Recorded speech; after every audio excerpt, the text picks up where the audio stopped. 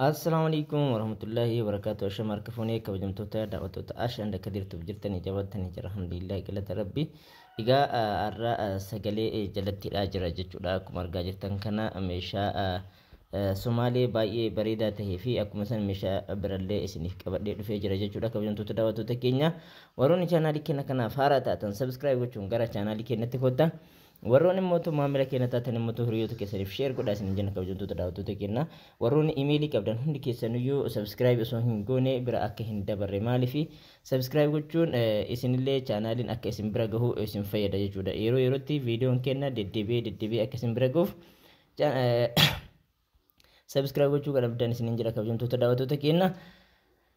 Akkuma argaa jirtan kana kunoo asiin dressingii baay'ee bareedduu taate hojjennee fi jirra jechuudha. Buleetti teena Rahimaa meeshaan kun immoo asumaan godina Arsii Itayya deeme jechuudha. Isilleen asiin viidiyoo isii akka ilaallattuuf jecha viidiyoo haala kanaan isinii marra. Haa ta'uti garuu muddamaan waan hojjenneef amma irra deebi'ee sagalee irratti hidhaa jira malee akkuma argaa jirtan kana yosan haasa'atiniin viidiyoo hojjetaa turre jechuudha.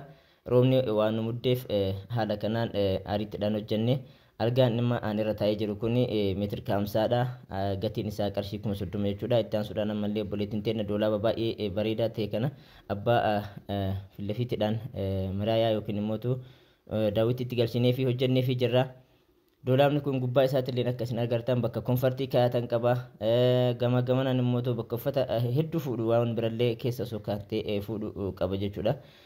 Mana nama tokkootiif gahaadha jechuudha kabajamtoota daawwattoota keenya.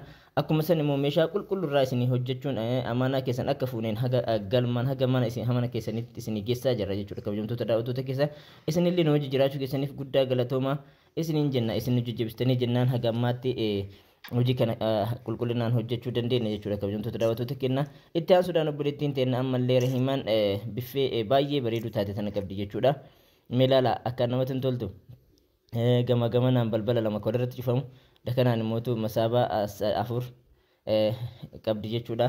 Argaa jirtanii baay'ee das nama jetti baay'ee bareedduudha. Meeshaa qulqulluurraa hojjenne isiniin jenne yeroo baay'ee wanni himnuuf dhibbaan dhibba itti taanee ofii kennaa waan hojjennuuf meeshaa kana itti amanneetiin isinii ergina jechuudha. Ogeessa jala dhaabannee meeshaa mootuu yeroo galchinu meeshaa tokkoffaa ta'e eegireedirraa hojjenneetiin isinii dhiyeessaa jirra. Meeshaan meeshaa ta'ee fi miti furdiin isaa wal qixxaatee fi miti yaani tokkoffaa qaba lamaffaa qaba akkuma san sadarkaa sadaffaa qaba. Warshaan inni irraa galillee macarashaa murteessadha jechuudha kabajamtoota daawwattoota keenya.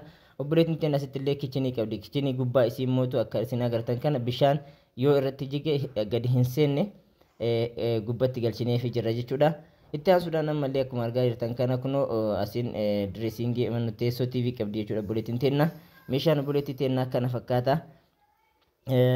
Ammas warroonni lakkoofsa bilbilaa keenya barbaadan duwwaa 977 jechuudhaan fuula iskiriinii keenyatti irratti illee isinii dadhabna jechuudha.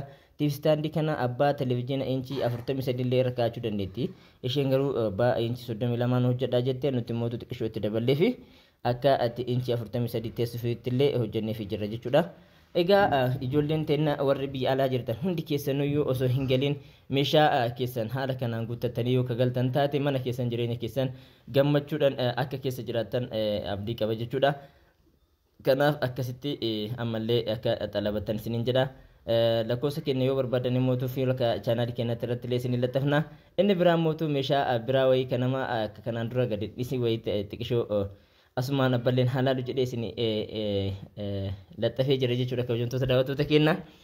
Ani asirratti maal isiniin jechuuf barbaade fakkaate isin jireenya keessan keessatti ofii keessanii murteeffadhaa. Yeroo achi jirtan kanatti yoo waan tokko hin guuttatin galanii guuttachuun baay'ee ulfaataadha. Karoora keessan meeshaa guuttatu qofa